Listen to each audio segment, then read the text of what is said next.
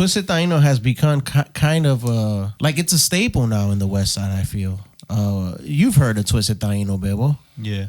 Everything is made to order. We're not a bakery either, where you have all the food right there under a lamp. I mean, you come to my place and you tell me, hey, I want some shrimp or whatever. We're throwing down right there in front of you, everything. The Latino community. You cater most big events, right? Yeah. Okay. What do you think the biggest problem in our community is? You are now listening to my mom's boyfriend's podcast with Angel, Bebo, and Gabby. So get ready, because the show starts now.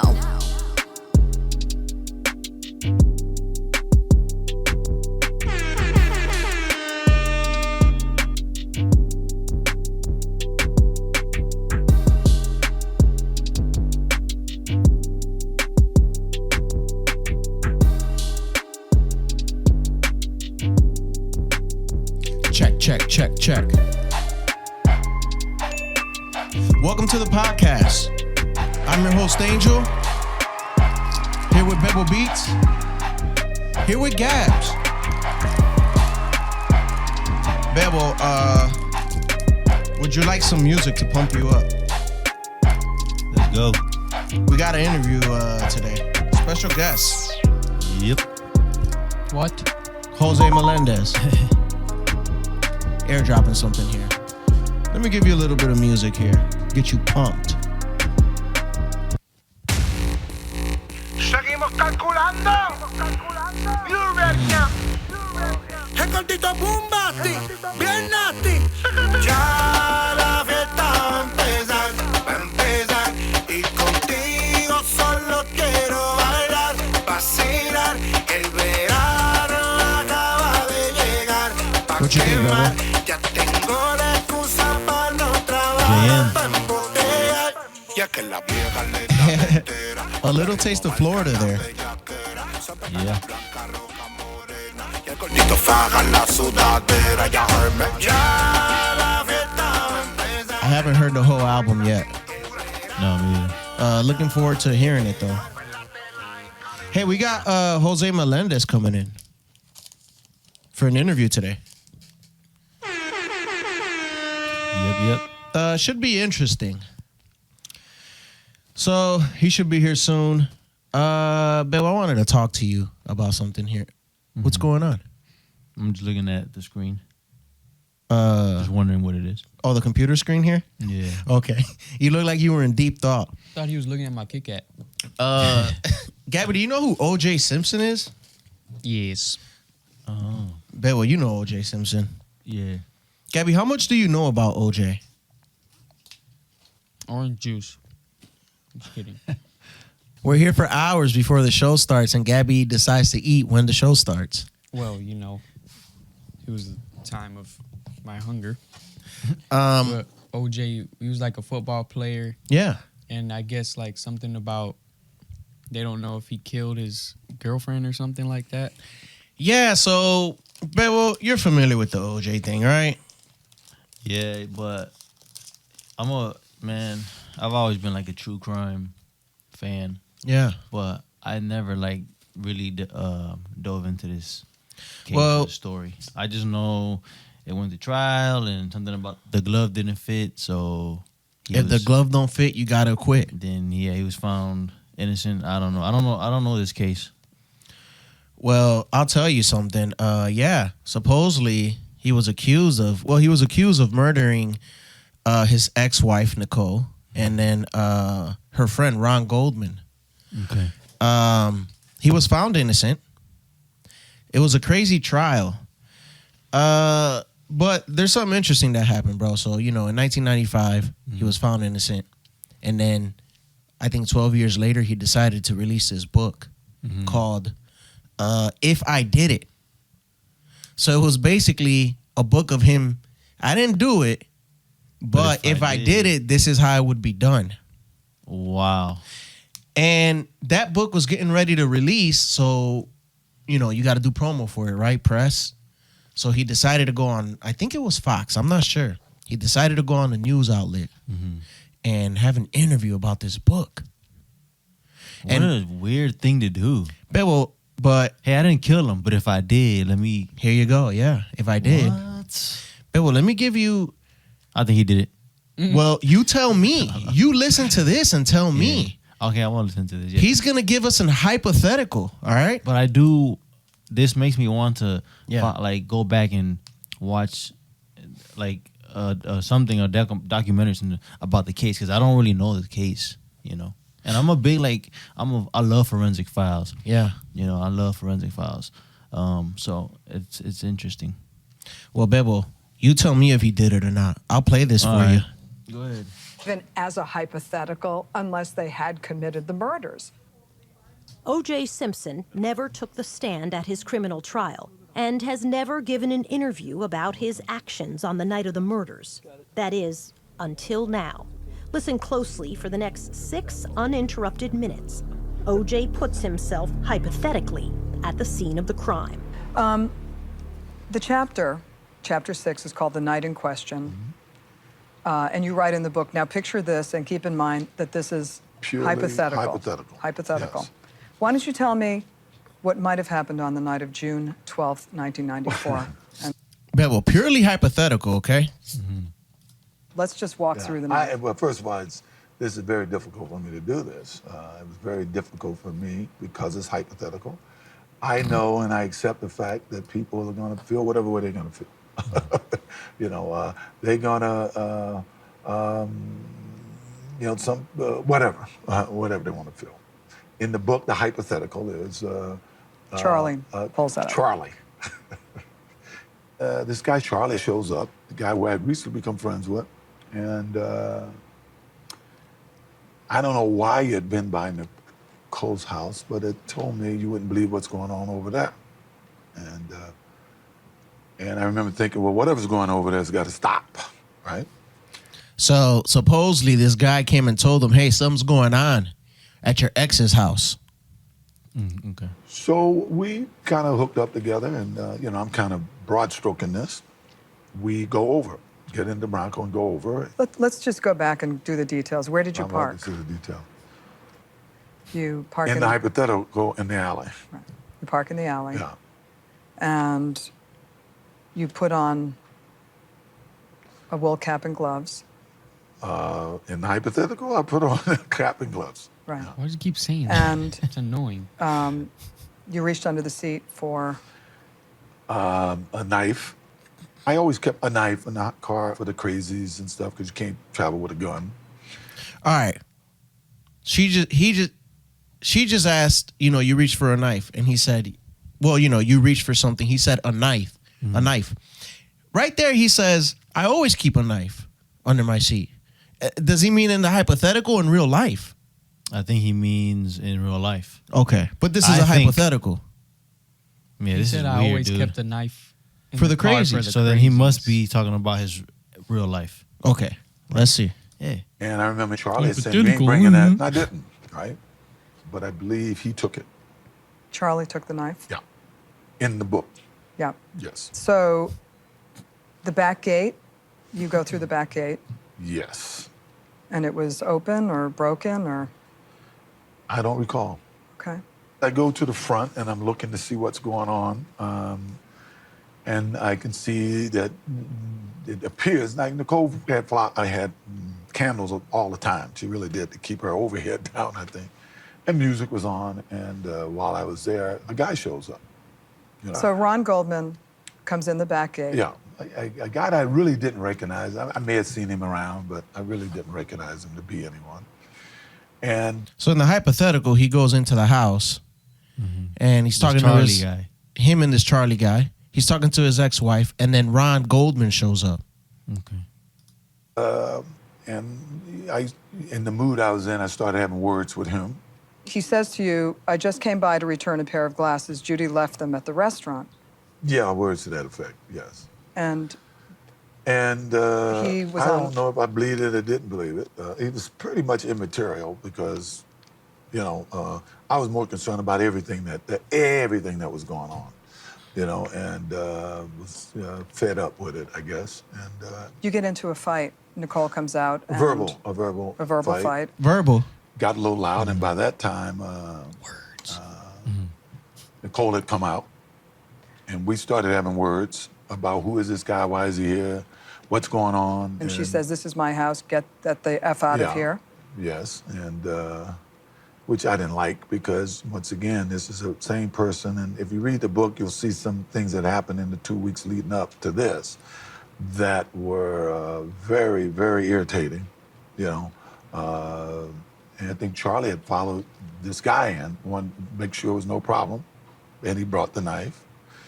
As things got heated, I just remember Nicole fell and hurt herself. So she fell and hurt herself. Wait, so some of this is true and some of this is fake? It's a hypothetical. Yeah, but what isn't he mixing real life with fake? Because how would he just make a book off of straight fake stuff? You tell me. Is he going off by how she actually died? Was she actually stabbed? Supposedly this is all, yeah. So she was really in real life. That's how she was killed. Right. Okay. But this is all hypothetical. He's explaining if he did do it. Yeah.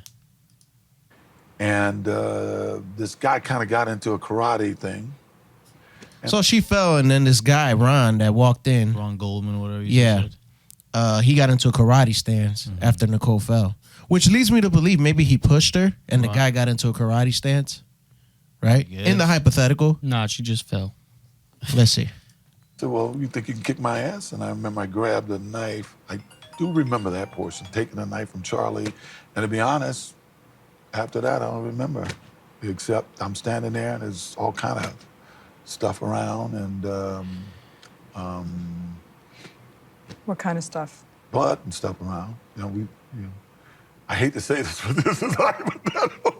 I'm sorry. Right. I know we got to back up again. Right. It's okay. I'm going to back up. This is hard. This is hard. I know. I'm going to back up to. It's so hard, but he's laughing. He's making a book out of it, too. I know. Yeah. You wrote in the book, "I had never seen so much blood in my life." Yes. Okay. You're covered. The scene. Can you describe it? It's hard for me to describe it. I'm telling you. I don't think any two people could be murdered the way they were without everybody being covered in blood. And of course, I think we've all seen the grisly pictures after. So yeah, I think everything would have been covered in blood.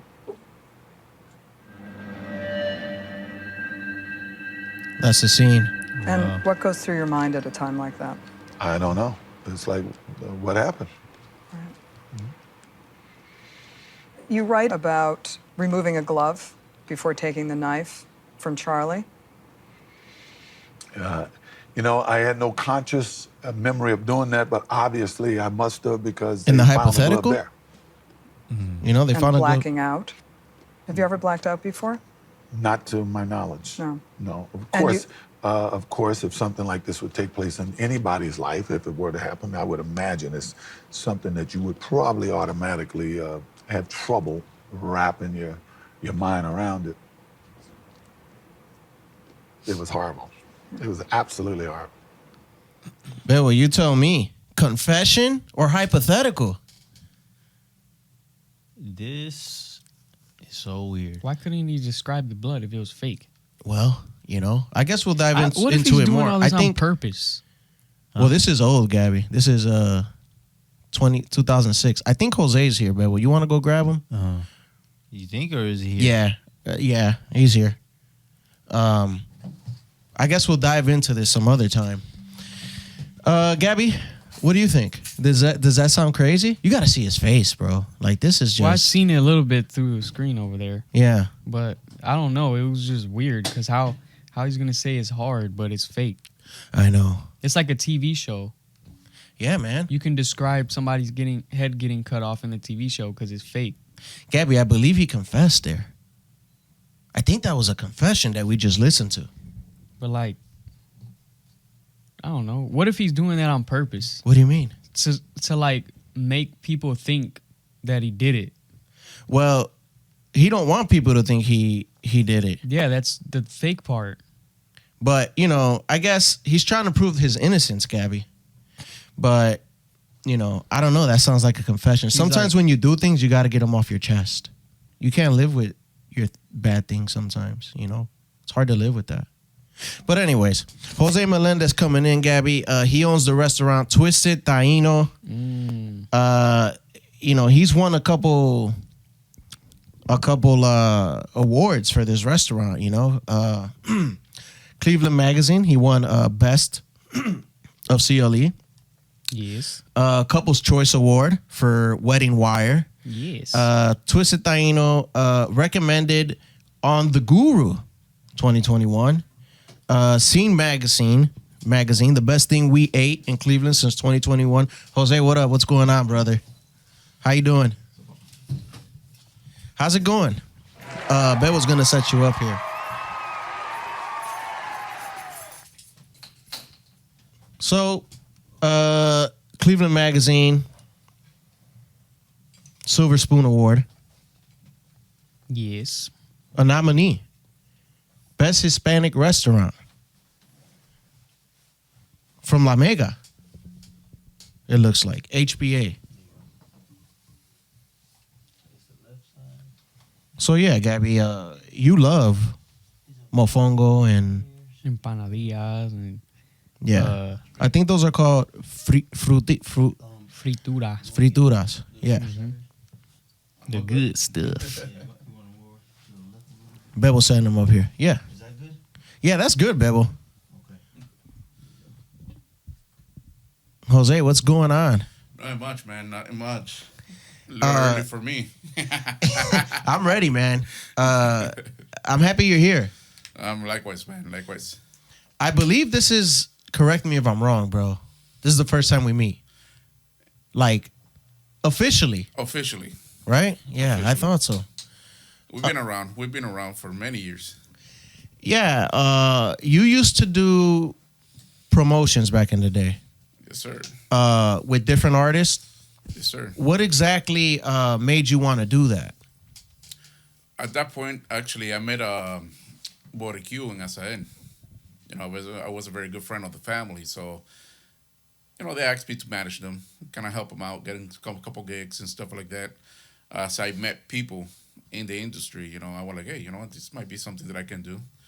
And next thing you know, I started getting involved in concert promotion. I got some of the people behind the money, and they say, hey, you're good at promoting and advertising and stuff like that. Help us out. I helped out, for example, the first time that Tony Dice came in here. It was the guy behind that.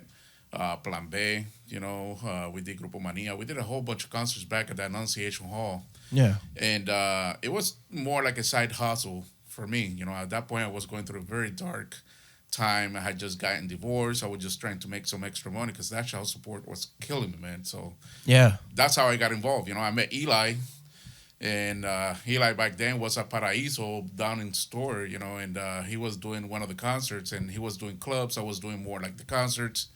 And back then, that's when we united and be like, hey, I teach you a little bit of the concert side, and you teach me a little bit of the club management type of thing, Yeah. And that's how everything started, man. Went up from there. So you're meeting celebrities, like reggaeton artists, while going through a dark time. Yeah, yeah. I believe this story is kind of crazy, Bebel. He went from being homeless to owning a restaurant. This is correct, right? That's correct. At that time, specifically, when I was doing all these management, promotion, and stuff like that, I was literally living in the basement of a friend and renting just a tiny room, and I even got to sleep in my car.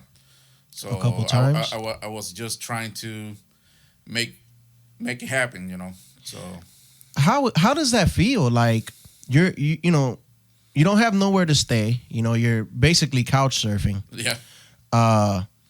But you're around all these successful artists. Does it make you feel like bad? Like, Not at all. Actually, it gave me hope. You know, it's different when you're. It's like they say, surround yourself with positive and successful people, and you're gonna thrive to be there as well. Yeah. So I always saw it as, okay, I'm in this situation, but I see the opportunity. If I take advantage of that opportunity, someday I'm gonna actually grow. So there was one time that there was a lot of battles, a lot of beef going on here in Cleveland, with the promoters. I don't know if you remember that. Yeah. And I remember just because I was the face of that promotion company, I went to pay my cell phone. Out of nowhere, somebody grabbed me. I mean, they literally beat me up and left me in a little corner, all bloody, glasses broken. And I'm like, what the hell did I do? It was all off of promotion. Beef going on, man. Yeah. I don't remember. I think it was Arcangel. Somebody wanted to bring Arcangel. Some other people wanted to bring Arcangel, and I was just in the middle of it, So, but at the same time, I mean, I needed to do it because I needed to. You needed to. I needed to pay bills. I needed to come up with something, Right, Bebo. Is there any way we can move the mic over and more towards him? Like just swing it, because the camera's covering him up. Okay. Gabby, I'll explain something to you here while I mute Jose's mic. Back in the day, the music game was completely different. The way people were promoted, the way artists were brought here. It's not like today where we have the internet and it's easy access to everybody. So back in the day, playing with promoter and the way they do things, that's their livelihood. So it could get you in some trouble. You know what I mean? Because it's like online, people could say anything, but in person is different. Yeah, well, back in the day, you had to actually meet people. Today, you don't have to meet people. All right. Did you ever find out who... That's good, Bebo. Thank you. Did you ever find out who did that, Jose? I knew who did. You know who it was? Yeah, I know who it was. Was it a thing of, I want to get revenge, or... It was something like that. I mean, he actually came up to me, smiling on my face. And he's like, hey, man, dude, you're okay? Yeah, I looked at him like, I knew it was you, so don't worry about it. I just kept walking. Did you stay in the game? I stayed in the game. I stayed in the game. I actually, I was in Exquisite nightclub back then, and that's where I started actually cooking. I saw the opportunity. They had a little kitchen in the back, and I was like, hey, I promote. Let me use the kitchen. That's how I make my money.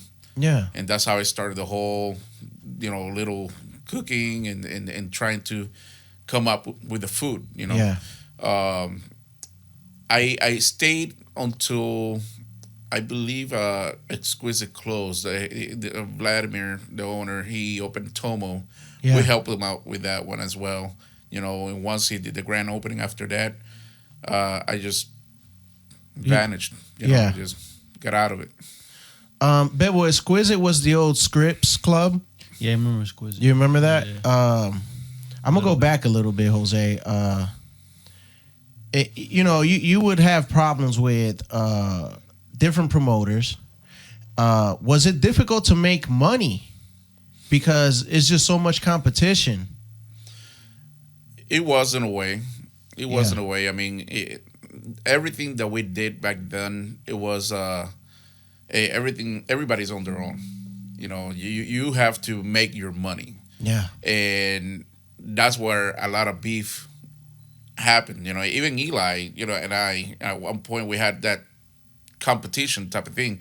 It wasn't as bad. I'm gonna name drop and I'm just gonna shout him out. The Focus the Coldest. Me and him, we got history, man. I mean, I laugh now. That I have grown. I'm being wiser, but back then it was rough, man. I mean, he had his club going on. I had my club going on, and we were just. He even invited me to box. We were gonna make an event just to go box it out and get everything, all that anger out of you. It was one of them things. But I remember that. I was actually hoping, I wanted to see that. It was one of them things, and I was like, you know what? But I learned a lot. Yeah. From them times, in many ways, especially professionally, marketing especially. Facebook was just starting at that time as well. Right. I'll go back to MySpace. But Facebook, it was just starting. People are just getting known to know, and we just dropping stuff on Facebook. We were just, cutting heads in a way, talking bad about the other person, talking bad about the other night, that way people can come to yours, Yeah. And anything bad that will happen, like somebody got beat up, hey, don't go over there because you're going to get beat up, come to mine. You won't get beat up by mine, Right. It was a lot of negativity, man. It was, and sometimes it worked, sometimes it didn't. One of the things that I learned now as a business owner is like, hey, there's enough for everybody. Yeah. So Burger King, McDonald's, you can see them across the street from each other. One day you want to go to Burger King, the other day you want to go to McDonald's. So it works for every single, type of place or product and stuff like that. So at that time we didn't have that mentality. You wanted to be selfish and you wanted everything. Everybody got to come to your place. Forget about the other one. If you're hanging with him, you're not hanging with me. That's how it was back then. Yeah, my mentor Mike Ramos, he says that about the trucking industry. He said there's enough freight for everybody. Yep. And I guess that kind of goes with everything. But it was so cutthroat, Bebo, back in the day, the promoting game. You don't have to say if you don't want to, but what led you to being homeless? How'd you get in that situation? It was more. I had a hard divorce. Okay. I had to do a hard divorce. I have moved to Puerto Rico, lived in Puerto Rico for about 3 years, in my previous marriage. And that was when the government closed down there and everything. I mean, we were literally, hunger, Yeah. And we moved back to Cleveland. Recently from moving to Cleveland, that's when, we separated. I started moving on. I was the type of person that if my kids are okay, I'm okay. Yeah. And I practically gave it all up, So trying to meet ends with child support and my own expenses and everything. I mean, and everything was just expensive, man. I just couldn't handle it. It becomes a lot, Yeah. And what was affordable was actually, I had a friend of mine that had an extra room in her house. I was like, well, I can give you, $100, $200, a month.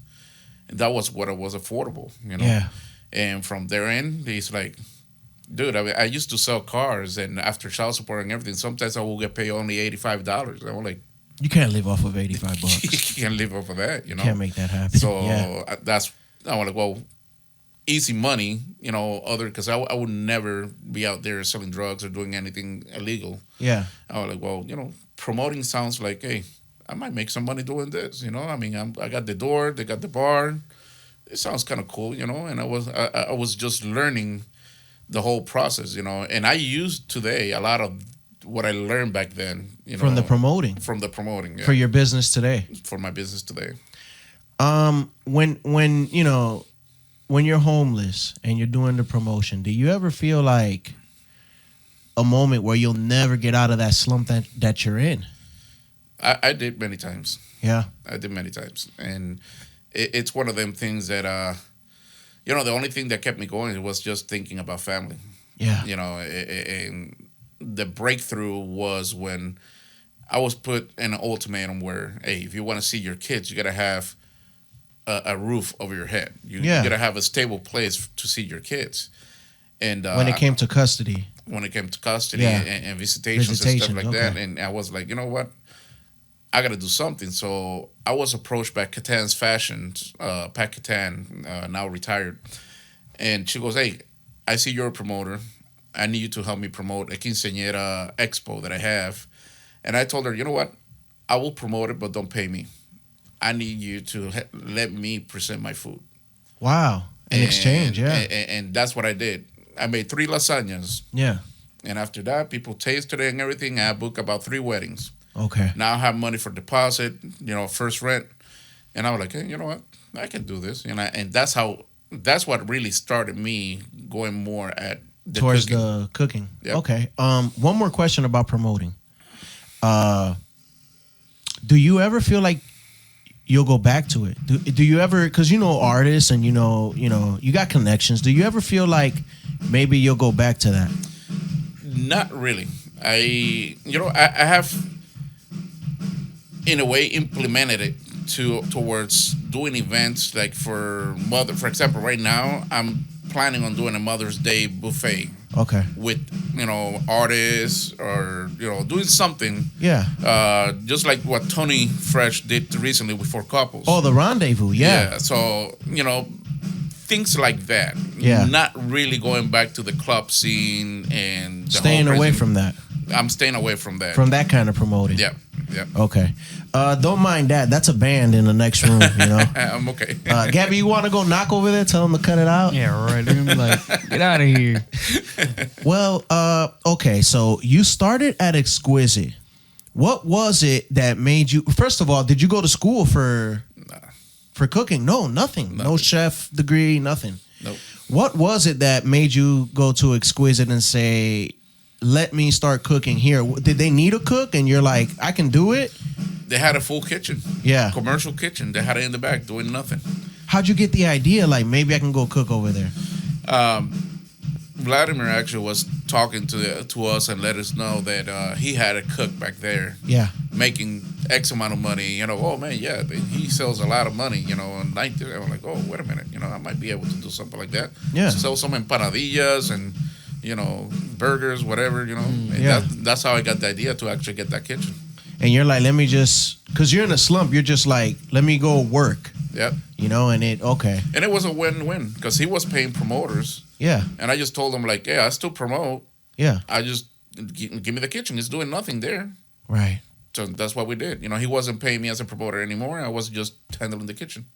Okay. And then when you're there, does something click for you? Like, I can probably do this everywhere. I can probably start cooking. Not at that moment. Okay. Not at that moment. At that moment was more, you know, hey, I need cash. Yeah. From there, I did a couple caterings. You know, and I named it Melendez Latin Grill. What made you want to do the caterings? Man, money. Yeah, you're just like, I'm just trying to get paid. I'm good at cooking. Yeah. Were people complimenting you on the food? Yes. That's actually what, because when you cook at home is one thing, and people are like, oh man, this tastes good. But yeah, you always have that fear that, hey, am I that good for everybody else? And that's when I started cooking, and somebody asked me for some rice, and then they started asking me for another one, and then I started getting more customers. I'm like, okay, I might have something in here. I might really cook good, you know? Yeah, word of mouth. Word of mouth. Okay, so you start doing caterings, and then you said that you made the 3 lasagnas for Pacatan's? Yep. This is the craft store? Yep. Wow. She had Catan's Fashions, which was a bridal store. She sold dresses and quinceañeras and stuff like that. Okay. And that's where I went. Is this a Latin woman? Or, No.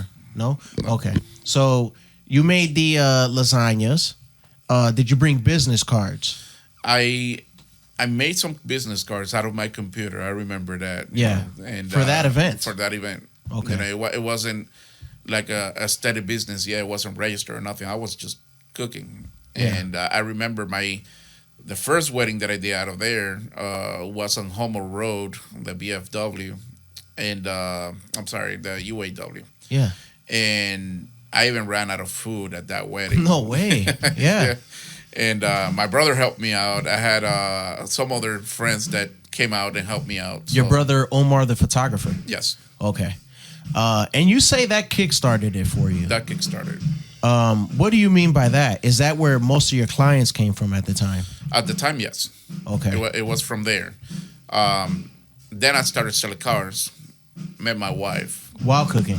I met my wife selling her a car. No way. Okay. I sold her a car. Yeah. I ended up with that note. You know, it wasn't you ended a smart up paying move. for the car you sold. That's funny. That wasn't a smart move. But I saw that she had the same dreams that I had. She loved cooking. Yeah. And she always wanted a restaurant. And when I met her, I was the type of person, man, I was still driving. I had a Toyota Avalon. Okay.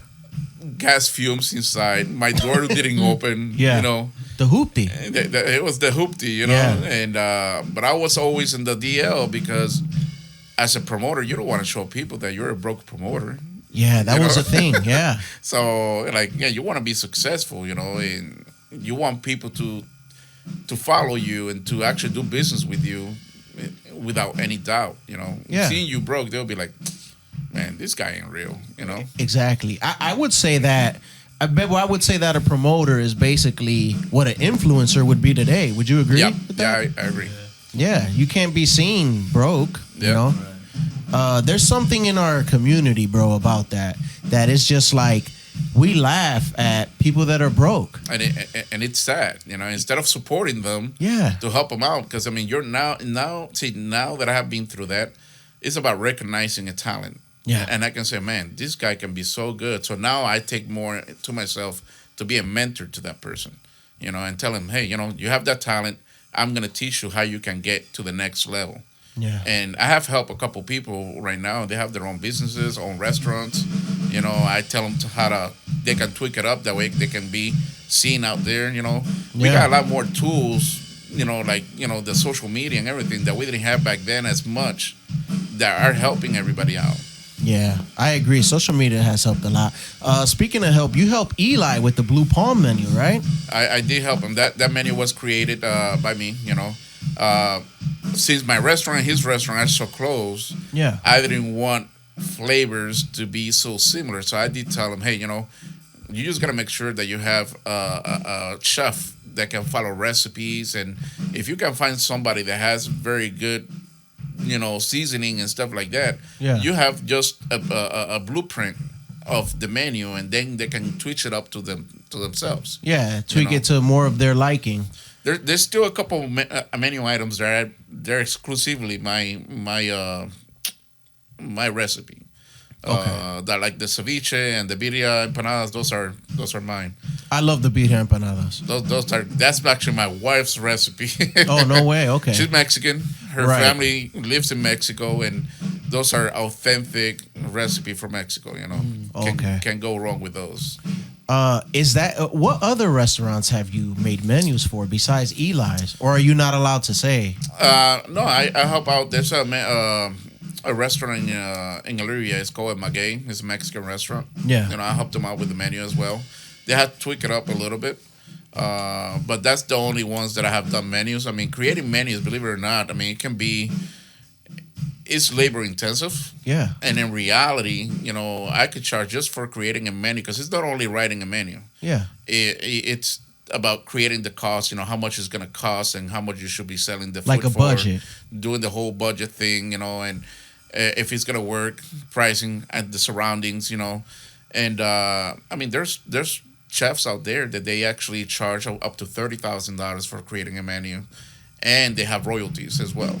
So every time that item on the menu sells, they get paid percentage. What the Yeah. Wow. Yeah. What do you think of that, Bebo? I didn't know that. Okay. With food and stuff in restaurants, no. Have you ate at Blue Palm yet? No. Okay, we'll go. I haven't. So when Eli comes, does Eli come to you or do you offer? I offered when he expressed interest on doing a restaurant. Yeah. Eli and I, we go way back, and, Yeah. and we always been like brothers, So I told him, hey, whenever you need me, just let me know. I'll help you with this, Yeah. So whenever he was ready, he just came up to me and told me, hey, now is the time. Okay, so I'm gonna go back. When you meet your wife, you're still doing catering at this point. At that point, I was selling cars. I was doing a little catering, but nothing Yeah. big as I'm doing it now. Okay, so when was the shift when you said, because eventually you quit selling cars and you start going into full catering, right? Eventually, before then, when I met her, she was in a similar situation that I was, because she went through a divorce, a hard divorce as well. Yeah. And we met in June. In July, we started dating. In November, we moved together because of the situation that she was going through. Yeah. And we said she had 3 kids, I had 2. We're like, we need a big house. Now, how are we going to pay this? I mean, I was only making X amount of money, I had Yeah. my little apartment. So I asked her. I didn't even know what she was doing for a living. Okay. You guys were dating, but you weren't sure. Okay. So that was the last thing that was in my mind, believe me. Yeah. Man, you must have had a lot going on. We did, and sometimes we look back and we laugh and we're like, man, where we at today based on at that time, Yeah. What year was this when you guys met? Was this like 2009? 2014. 2014, 2014. Yeah, 2009, I was doing the whole promotion. 2009, 10, 11, Yeah. I think through 12. That's Okay. when I quit. I got out. She was cleaning houses. Okay. And I went like, hey, how can we multiply that? Do you have friends that want to clean houses and do all this? Yeah. And we founded Cleveland Housekeepers. So we had a cleaning housekeeping company, and it got successful overnight. I mean, that thing, we were cleaning houses, hospitals. I helped out with the Metro Health transformation, the No way. construction. Yeah. We were doing really good, really good. And we got the house, but it was more like, okay, we got this house, we need to pay it now. And that's Yeah. how we actually started. After a year doing that, that's when I was noticing that the 50 hours that I was putting at the dealership was taking away from making more money at the housekeeping business. So I told her, like, look, I'm gonna quit the dealership. I'm gonna help you out, set up everything. I do the websites. I do I'm everything. HR, PR, I do everything. So after I had everything all set up, then I got bored at home. I was like, okay, I'm gonna start cooking. That's Yeah. when I decided to make that switch and open Melendez Catering and partner up with Nestor Marrero at the Crystal Chalet. Yeah. And then things really went upwards on that one. So once you were able to focus 100%, because you're not at the dealership anymore. Right. The cleaning company has taken off. You guys still own that cleaning company today? Unfortunately, it went down. Okay. It went down because of COVID. Okay. Yeah, a lot of things went down with COVID. Right. And you guys are, now you focus completely on your catering. Yep. And that's when everything starts ramping up. Yep. You start getting more clients. How do you Yep. get these clients? Promoting it. Okay. Promoting it, word of mouth, social Going media. back to what you know, promoting. Going back to what started everything, promoting. Okay. Yeah. And then it just takes off. Do you get too busy where you got to hire people now? Yeah. Yeah. Actually, I got two teams. I got a team for, Cleveland Housekeepers at the time. I had a team of about 8 people. Yeah. Melendez Catering had about 12.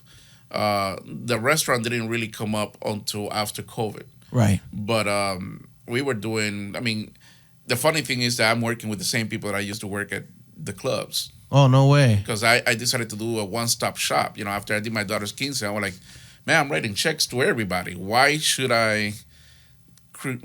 I create a system where if you want to do something for your son, your daughter, whatever event it is, you sit down with me, and I'll tell you, hey, we got catering, we got DJ, we got sound, we have lighting, we have, pretty much anything that entails to do an event, and you just write one check, and I bring everybody to you. Oh, so it went from catering to almost like event planning. Yep. Yeah. So, and it's still that way. I have a sub company. It's called Cleveland Event Factory, and it's a website right now. But it's more like a vendor network. So whenever you say, I want to do an event, I need this, I tell you, go to clevelandeventfactory.com. I got everything in there. You book whatever you want, everything you need. Everything you need, transportation, officiants. I bought a photo booth myself. I'm like, I'm gonna get a photo booth. I'm gonna go ahead and rent it as well. Yeah, So- those are pricey. Those photo booths. It can get pricey depending on the design, but you make good money for it too. Yeah. Okay. Bebo, so he went from catering to eventually opening up Twisted Taino, restaurant that's won plenty of awards. Am I correct? Yeah. What made you want to go from catering to running a restaurant? Catering, like they said, it is the tip of the iceberg. It's the cherry on top of the sundae because you sell, you know exactly, how much food to cook because they're paying, let's say, 100 people. You're gonna make for 100 people. You get paid for the 100 people. Yeah. And a restaurant, you cook. You don't know how many people are gonna come through the door. Yeah. But COVID happened. I had a ton of events, and next thing you know, everything was banned. Everything got canceled. Everything got canceled. All your catering. All the caterings, bookings. all the cleaning bookings, everything way, got yeah. canceled. It was like hitting a brick wall. Right. And people didn't want people coming into the houses to clean. All the events are canceled. So I was telling my wife, like, man, we might be in trouble here, Yeah. And the one thing that I noticed was that there was restaurants doing carry out. Right. So I'm like, okay, this might be the way to go. I had the plans for a restaurant. I was the first time I went to. I was involved in Cleveland. It was the Cleveland chain reaction. I don't know if you heard about the Cleveland Hustles. You know, LeBron James had a TV show once in NBC. Yeah. So when LeBron James got out of it, they changed the name to Cleveland the chain reaction. Okay. And what they did, they actually grab a whole bunch of people that they want to have their dream come true. You present your idea, and an investor actually invests in and get you going. Yeah. So I ended up in the top 20 in the competition.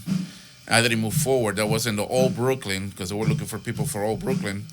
And I met an organization, Jumpstart Inc., you know, that helped me out. Okay, you're raw. You know, you're like a diamond. You're still on that raw stage. Yeah. And they actually polished me to be the diamond that I am today in regards to business and the knowledge and what I needed to do. So they got me the loans. The government at that time was giving money to help out businesses that wasn't struggling. Yeah. So I got money for both Melendez Catering and Cleveland Housekeepers, and that money was the one that I used to open up Twisted Taino. Yeah. So I was in Ohio City when I started doing that, and I got the lease in the building that I'm at the same time. Crazy because I was paying $10,000 in rent altogether. For 1 month? Just rent per month. On your house? No, that's just the restaurant in Ohio City and the restaurant in Parma while I'm building up. No way. You know, so Yeah. I invested money, the construction, whatever I was making in Ohio City, I was investing in the Parma one. Yeah. They wanted to raise the money, you know, the rent over there in Ohio City. And I thought it would be different, but then downtown also, because nobody's working, everybody's working from home. I'm like, man, you know, this is hurting me too, you know. So that's why I decided to go to Parma. Yeah. But that's how I started the whole restaurant.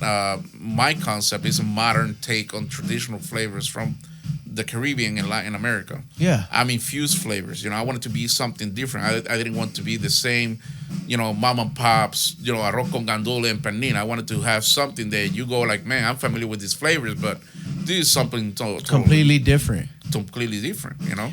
I feel like every time I go to Florida, I experience that.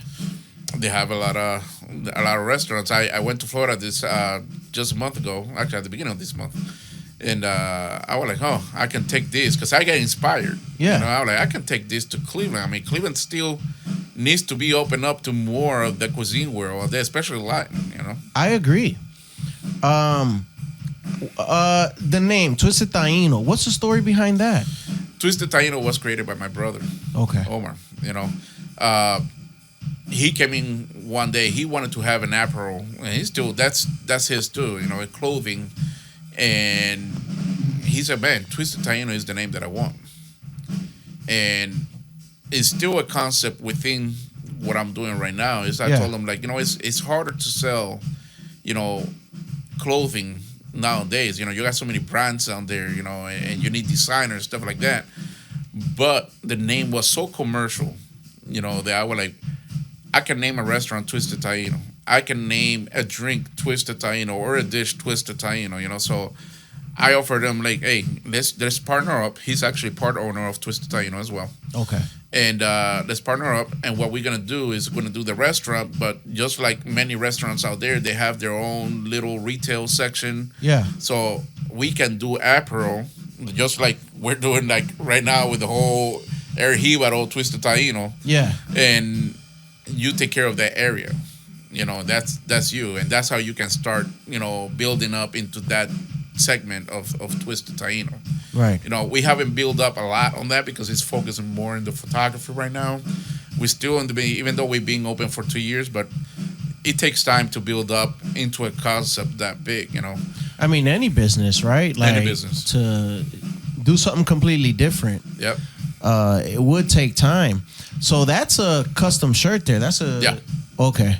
That's dope. Yeah. That's so a dope shirt. It's we want to do something that people were like, man, I want to get twisted. You know, I want to go to Twisted Taino. You know, we want a brand, really. It's not something that nobody else is doing around. I mean, it's not about just opening a mom and pops. I mean, you see a lot of these restaurants out there breweries. I'm a big fan of Barroco. Barroco, La Tacos. I love Barroco, bro. Pulpo beer now. Yeah. And they have so many concepts. But when you look beyond the food, Yeah. what is the concept? And you'll be like, man, he's creating an empire over here. This dude, it's about branding. It's the branding.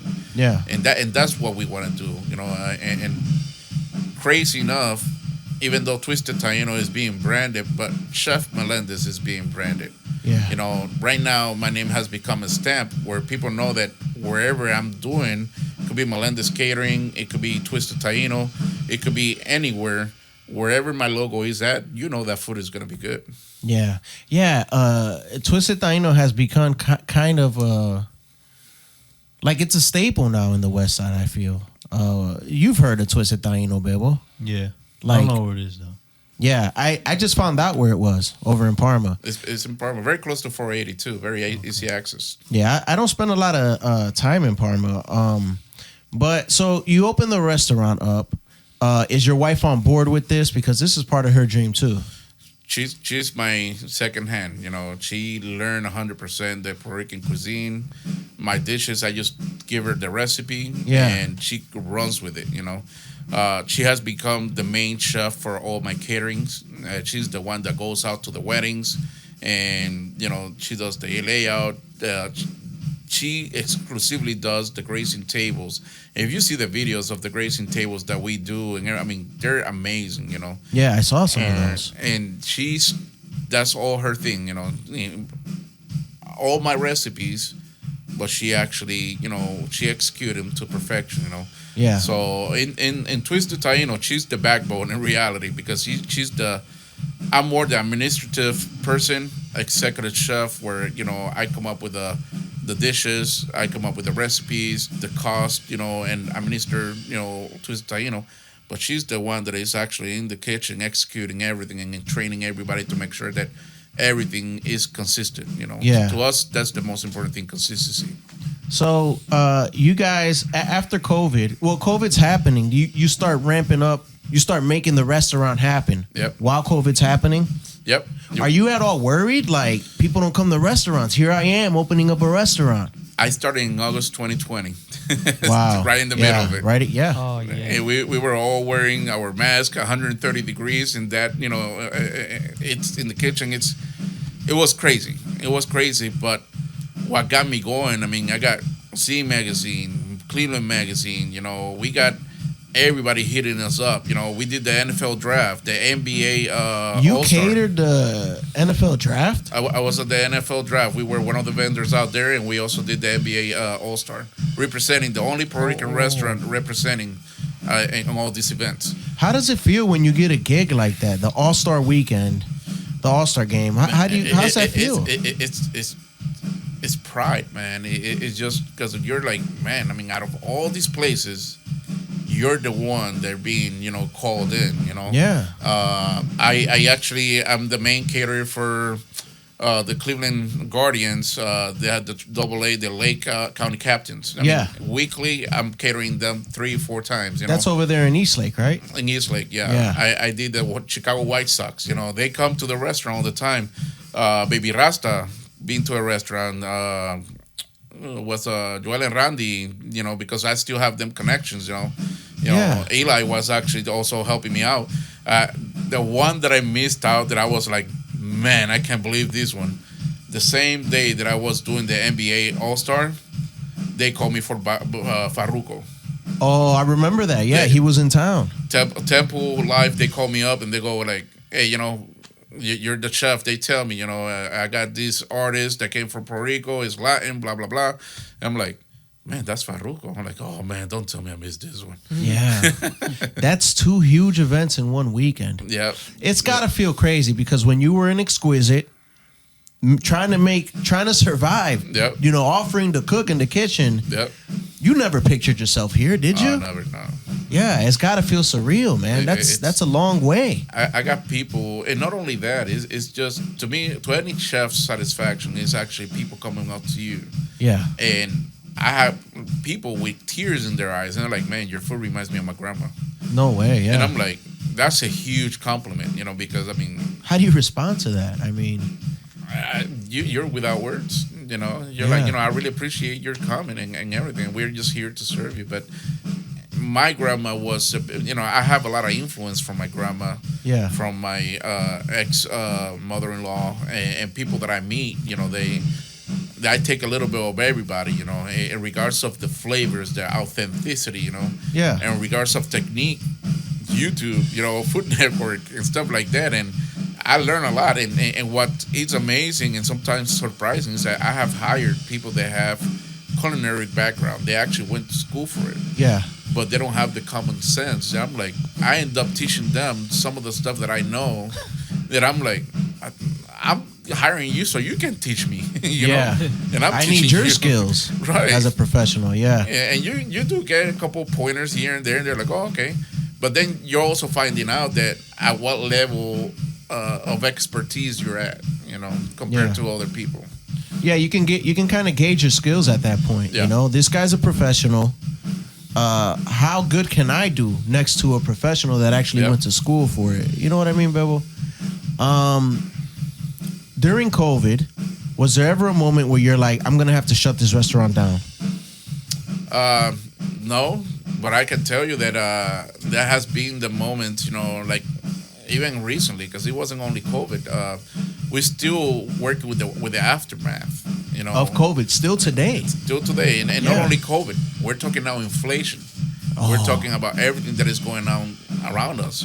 Yeah. Not so long ago, a head of lettuce. I used to buy a whole box of 24 for $26. It used to be $148. Yeah. And eggs now, that's caviar. Right. So we had eggs is like steak now, Bebo. Yeah. Puerto Ricans with a whole white rice and an egg, fried egg, ain't happening anymore. Right. Yeah. It's now that's like a 5-course meal. Yeah. I had a Tanisha Velez on here, and she grows microgreens. Yes. She actually was telling me that she grows her own lettuce. Yes. Right, Bebo, and she would give it away. And I haven't talked to her in a while, but yeah, she has come up to me presenting her product and everything, and organic, very well. Yeah. Very good. But it's just crazy how, lettuce is so expensive. Like, she might be sitting on a gold mine right now, Bebo. She is. Right? And it's like the good natural stuff, not the preservative and the chemical, whatever. Okay, so you're still dealing with the aftermath of COVID, but overall, do you ever sit there and be like, let me just do catering and close down the restaurant? Or has a restaurant just been like, let me expand this now? Oh, I do full-time both. Yeah, full-time. I do catering and restaurant. Whenever I have a catering or wedding, I actually have my team running the restaurant, and my wife goes with the other team to weddings and do all that. So we do it full-time. Do people come into the restaurant and say, I want Twisted Taino to cater it? Yeah, they have, and I have signs that I have, a whole separate menu. The menus are totally different. For wedding. The wedding menu is more sophisticated. I do both Latin fused and a classic Americana. So I got people that want the arroz con gandula and pernil, but then I have those that come in and they want the short ribs, or prime rib, and I can do any of those. Let me ask you a question here. Eli, Blue Palm. Recently, there was like a big, at least on my wall, baby, on my feed. Oh, yeah. You know how Facebook just feeds you stuff? Yeah. There was a big like complaint about Blue Palm. I don't know if you saw this. I did see that. Yeah. Prices, I think. I don't know. I'm not sure. I didn't read all of them, but I know it wasn't good. Do you ever get that? How do you deal with people that, and what do you do about that? Do you just ignore it, or? If you know me by now, in the last 10 years, I'm the. Yeah, you're the opposite. You might. I explode. Yeah. I explode sometimes because the customer is always right. Yeah. And you try to be as courteous as possible. But what you come across is that a lot of people don't have the common sense. They, irritates me. For example, I know people that do DoorDash, and they send them to Parma to deliver something to East 82nd, and they give you $1 tip or no tip. Yeah. It's one of them things, So when they come to a restaurant, for example, in this case, Blue Palm, brand new restaurant, and every single new restaurant, at the beginning, they're working their kinks still. It's like, okay, we have a brand new staff. They're learning the menu. They're learning how to execute it. They're still training into their timing and everything. And you're going to come in expecting a 5-star restaurant? Yeah. I always suggest, go the first time. Always speak about what you like and what you didn't like. Because that's the feedback that, you get as an owner or chef. And keep trying them. Come back a couple months later, 3 months, 4 months, 6 months, and keep trying them. Nobody's perfect. Everybody's human. In the kitchen, we're not perfect. I'm not perfect. I can burn a toast from time to time, Yeah. So it's one of the things of, hey, I apologize for your inconvenience. Let me just make another one. I give you a coupon or a discount, whatever. Us as manager, and I know Eli does it. He's gonna be out there and coming out and try to fix, the issue. But when you go into Facebook or social media after the fact that person came to you, apologized and fixed whatever, come on, that's just you trying to inject negativity into the place and doing damage. Because see, you're not doing damage to the location, you're doing damage to that person that is cooking. They got somebody that they need to feed, Yeah. Somebody's job's on the line. Yeah, there's a lot of jobs on the line. I remember seeing something out there of, I think it was the same, they were talking about something at the bar. And I'm going to go specific, and I know Eli is going to appreciate this too. Is that they were saying that they were watering down the drinks. Yeah. And I can assure you 100%, because I was there when they were turning everything, they don't water it down. If anything, you're going to come out drunk with 2 drinks out of that place. Right. Yeah. They're good at what they're doing. They're good at what they're doing. Yeah, I would eat at the Blue Palm a lot, man. Before I even know you made the menu, it's weird because one day I saw the menu in front of me and I saw at the bottom, menu created. At the bottom of the menu, it'll say your name, a credit, you know? I don't know if you know that or not, but the drinks were always fine when I was there. Everything was fine when I was always there. Yeah. It was one time, I waited a little long for my food. I waited like 35 minutes, but it was busy, bro. It was like the first week. Yeah. You know what I mean? But that's normal. Actually, that's fast. Because if you go to a restaurant, talking about Florida, I went to Florida and I had to go because they had the Puerto Rican sushi. I was like, man, I got to taste that thing. And man, that place was packed. I waited 1 hour to get in. Yeah. And then when I sat down, I ordered drinks, I ordered my appetizer, I ordered, the menu and everything. It was a good 45 minutes. You go to Texas Roadhouse. I mean, I timed it. Yeah. I timed it 50 minutes for my food to come out. So why, because we're Latin restaurant, do we have to be any different, Yeah. I get, my first complaints at the beginning was more about timing. But I had a full dining room, full patio, and a line. I mean, we were 50 tickets in. Yeah. So, yeah, probably you come in asking for 3 empanadas, but when you have 50 tickets and each ticket has like 5-6 items. Yeah. Even if them items take about 10 minutes to make, add up everybody that decided to come out at the same time. Yeah. Because it's not that they come out spread out. They're like, it's like everybody calls each other, hey, let's be there at 7. They boom. Everybody shows up. Everybody shows up at 7. But everything has to be done one ticket at a time. I used to work at the Cheesecake Factory. I worked at McDonald's. Like, every order is done. What? Why you laugh? I don't know. We used to McDonald's. I don't know. Oh, every order's done. Everywhere you go is done one at a time. And even though I waited for my food, I wasn't upset. Right. And Eli's wife came to me and apologized. Like, your food be out in a second. Yeah. But I was there talking. I didn't care. I like the environment, so. As long as the food is nice and fresh, Yeah. It's worth it. It's worth waiting. That's me. because we're not McDonald's. We're not any fast food restaurant. Everything is made to order. We're not a bakery either, where you have all the food right there under a lamp. I mean, you come to my place and you tell me, hey, I want some shrimp or whatever. We're throwing down right there in front of you, everything, So it takes a good 15, 20 minutes to make, for example, a mofongo dish. You cannot have a mofongo under a lamp. It's going to become dry, Exactly. And that's what makes the difference, and Eli works the same way. So, when they come up to me and they say, I tell them, your order might take a little bit longer. Yeah. But don't come in. I had somebody complaining, oh, man, she blew up my phone. She was constantly calling. Your personal phone? No, the restaurant. Okay. And she was like, pick up the phone.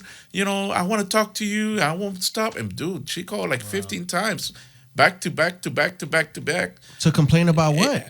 Because, she had to wait a little bit longer and her kid was crying in her car. I'm like, how is it my fault that you have your kid crying in your car, Wow. Your food will be out when it's out, but, it'll be fresh. And we do little things like order online ahead of time. That way when it comes, the food is ready. You can call in, food will be ready. We do DoorDash, Uber. We do all these other trying to convenient the client. If you don't want to wait, go ahead. That's it. So you guys got a website, and I can order before I walk in. Yeah, twistedtaino.com. Okay, that's cool. I'll tell you something too, because you mentioned it earlier about the pricing. Somebody was complaining about pricing. That's one thing I can't stand, guys. When people go somewhere and be like, "This is too expensive," you know what I mean? I'm not going to walk into the Apple store and say this phone is too expensive. I know it's going to be expensive. Yeah, that's like... Imagine me walking to Apple and going in there saying, oh, I want this phone, but it's too expensive. Like, what are you doing there? You know what I mean? Right. I think that's a pointless... Yeah, it's a pointless complaint to me to say, any restaurant. It's offensive in the catering, for example, the catering. Us chef and owners find it sometimes even offensive when somebody tells us, hey, I want this, and that for 100 people. Yeah. Okay, fine. So it's going to be this amount of money. You're like, you crazy? I mean, I didn't want to feed all these. I mean, well, what do you think?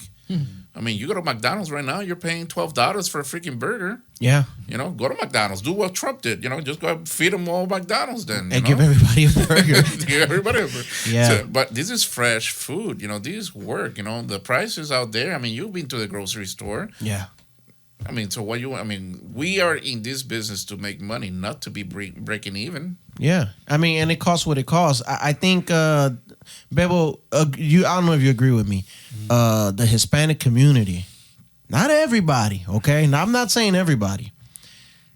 We're always looking for a deal from our friends.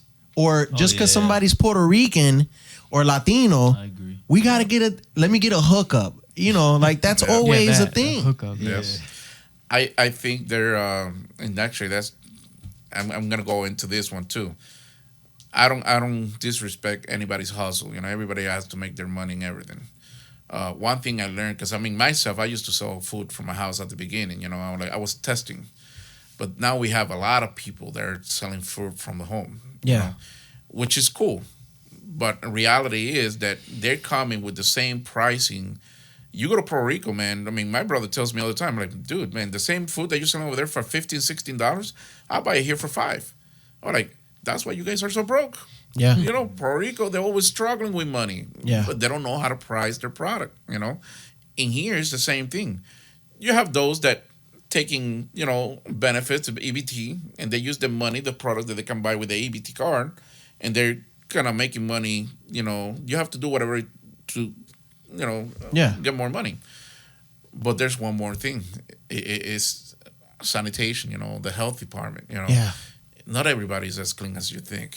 I know. And I know people getting sick. One time, one of my employees, he went to a place, bought some pinchos, and he bought the pinchos, it was pork. He's allergic to shrimp. But the person flipping the pinchos was flipping pinchos with the same tongs, Oh, pork and shrimp. Wow. So this guy broke out. He was in the hospital for 1 week. That'll piss me off. I'm allergic to. But that's ignorance. People that don't want to go to school or get at least educated about cross contamination and stuff like that. Yeah.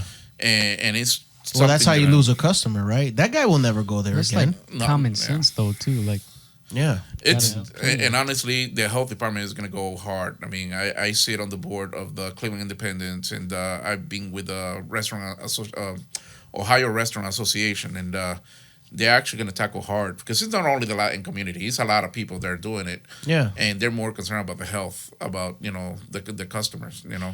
It scares me to buy food from people's houses because of that. My fiance, bro, she's my fiance, Shelly Young. Yeah. She's really big on that, bro. Like, who you buying food from? You don't know what their house looks like. You don't know what they got in there. One time I bought some cakes, man. They came out with a cigarette in the mouth, and I'm like, oh man. I mean, Oh man, yeah. That's imagine them smoking while making your stuff. They got a cigarette in their You're mouth, not there. So Yeah. But to what we were talking about, they don't know how to price either because they haven't been educated on that. Yeah. They don't know how to calculate food costs, labor, and all this stuff. So now they're selling pichos for $2, when you should be selling it for $5 or $6. Yeah. So now they're hurting Financially. the businesses. Yeah, the budget. And everybody else. Like Yeah. us that were selling properly at a certain price. Okay, I see what you're They saying. eventually, because the prices are so low, people be like, "Oh, I'm gonna go to this one. He's selling it for $2, but that one is selling for $6." Yeah. So it's a battle. It's a battle out there. It seems like it. And another thing about Shelly Ann, we went to the Blue Palm, and we were there, and one of Eli's, I guess maybe Eli knew this guy, but this guy was like asking for a discount, and Shelly got so pissed, because she hates that too. Shelly and Eli are related. Oh, really? I didn't know that. Yeah, but we don't. I think it's through marriage, but we don't ever ask him for a discount. He tried giving me a discount one time, and I didn't even take it. I don't like to. I think if you're a real friend or even family member, you really want to support that person, even if they give you a discount. What I do, sometimes people tell me, hey, I'm going to give you, you don't have to pay for that. Whatever I was going to spend on the food, I'll give it as a tip. Okay. That's a what I good do. tip right there. And a restaurant, it's the way you support them. Yeah. What percentage would you say is a good tip? Like, what's the perfect tip? I will say it all depends on the service, Yeah. I never walk out without tipping. I tell you that much, because I know that a server now they went up to $5 an hour. That's how they make, But if they're rude and they're really, then they don't deserve it. But honestly, I usually, if it's bad service, 15. If it's very good service, I tip 20 to 25. 20 to 25%. If it's excellent service, I give 20 to 25. I like to tip 20. That's every time me and Shelly go out. That's what we like to do. Maybe that's why I'm so broke, Bebo. But that's what I like to. If I can't tip 20, I'm just not gonna have the meal. But they appreciate it. Yeah. The server appreciate it. I know people through my wife's side. Mexicans. People work at Mexican restaurants, and sometimes you feel like, man, why am I not getting the same service that one over there is getting? Yeah. Is it because I'm Latino? Right. Yes. We now have the bad perception and the rep, that we don't tip.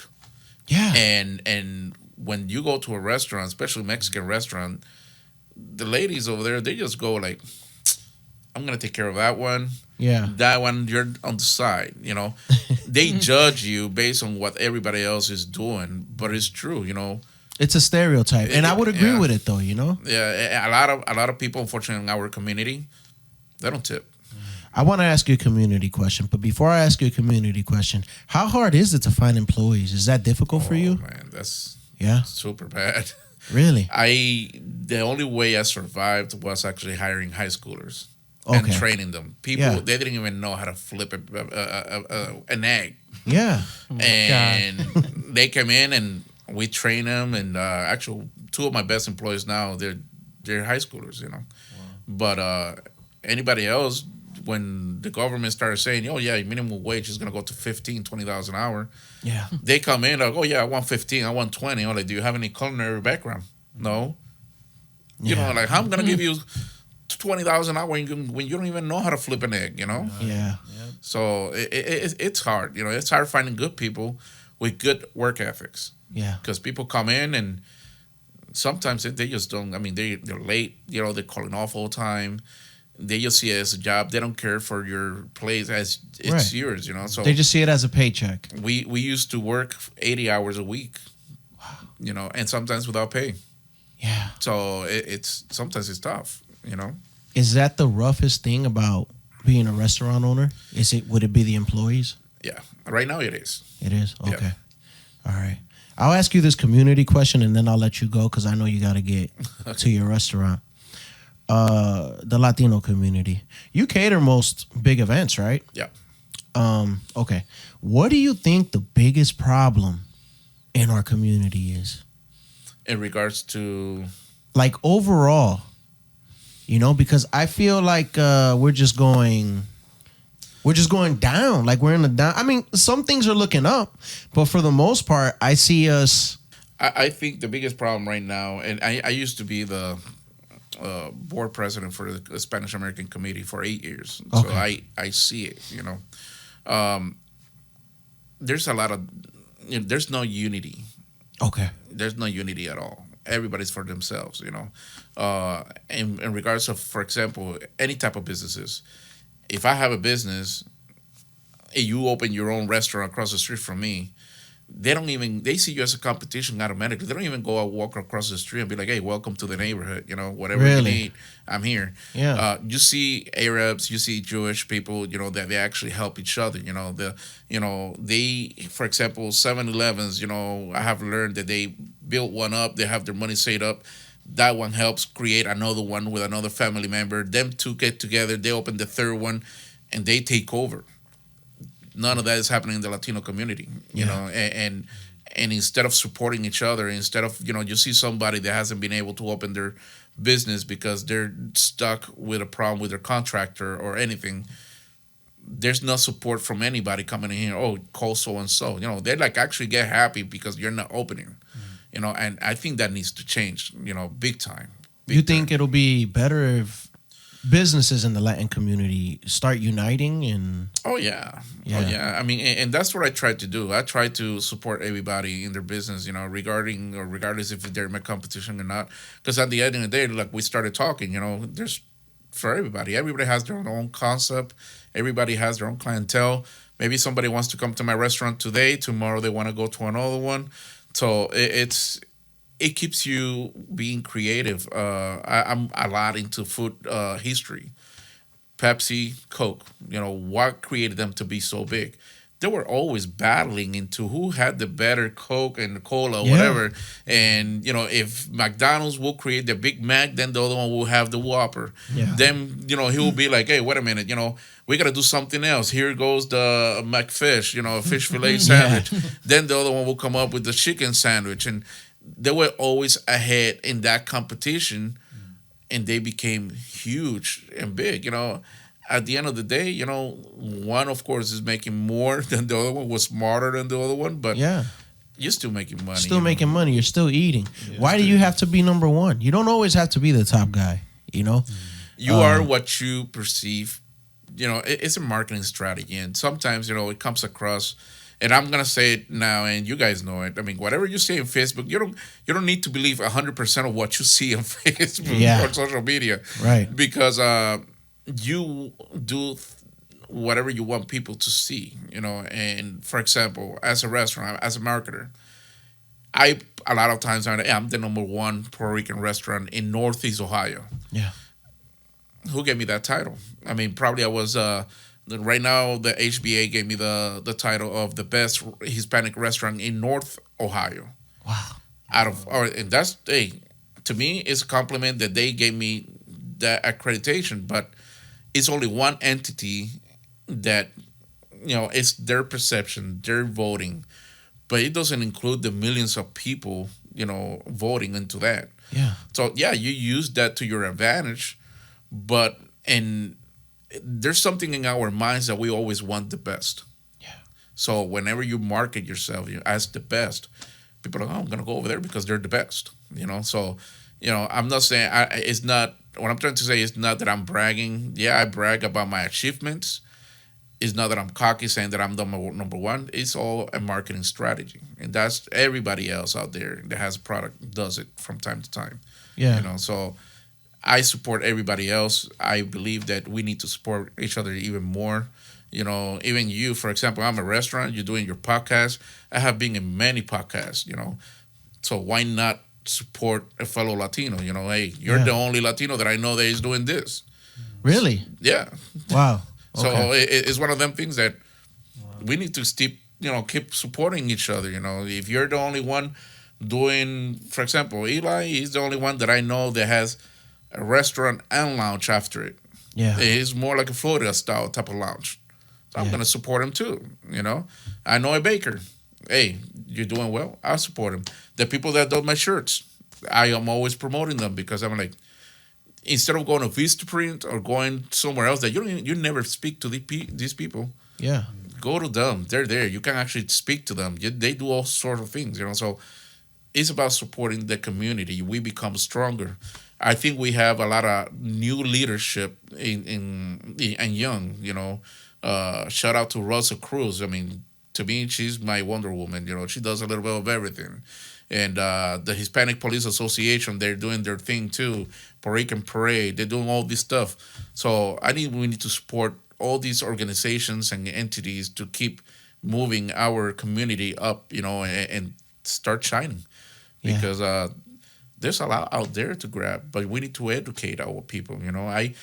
I went to Jumpstart. They were giving $10,000 away just for you to pitch your idea. No way. How Really? many people know about the program? Not me. I would have pitched this. You can't even go. They actually have it. It's called the Impact Program. I'll send you the information, and you go over there, and then you go through 6 weeks of classes. They teach you how to manage your business a little bit there. You pitch them your idea, and they give you $10,000 if you win. If not, you get at least $2,500. So Yeah. I just got paid to go 6 weeks for class. Man, that's awesome. So and they do that. They do that. See, things like this we don't know. We need to educate and support each other by doing so. Yeah. Well, Jose, thank you for coming on, bro. No, thank you for the invitation. And I know me and you have had our differences in the past. But you probably remember. Yeah. But, I'm happy that's all behind us. That's all behind it. I always joke about it. I really didn't know, like I said in a text to you about the background. But yeah, you guys actually put my name out there at that time. That like Melendez wasn't known, But what? Yeah, it wasn't. If it wasn't for your videos, people wouldn't know who Jose Melendez was. Bebo, can you believe that? You helped him out. You help us out, actually. But that's crazy. It's like backwards support. Yeah. Hey, here's another tip for you guys. Yeah. That I call it the Miley Cyrus effect. Okay. Trump did it. Doesn't matter if people are talking good or bad. As long as you have people talking about you, it's always good. Yeah. Man, bro, I would have never known. That means you mean something if everybody's talking about you. Exactly. Get people curious. So thank you guys for the invitation. Definitely, I'm glad that, Thank you for coming, you guys are man. doing what you're doing. Yeah, man. I want to go to this restaurant. Yeah, I'm gonna go over there. Yeah. I'm not gonna ask for a discount either, man. 12 to 9 o'clock today. We got sancocho. We got seafood salad. We got a little bit of everything. Yeah. Our hours on Tuesday through Saturday, 12 to 9, and Sundays 11 to 5. So it's open 7 days a week. 6 days. 6 Mondays days. are closed. Mondays are closed. Okay. Yeah. All right. Hey, thank you, man. TwistedTaino.com. TwistedTaino.com. All right. I hope you enjoyed yourself here today. Oh, I did. I forgot to offer you water. We got water there. We're good, man. All right, man. Bebo, I'll see you later. Yes, sir. All right, Gabby. Yes.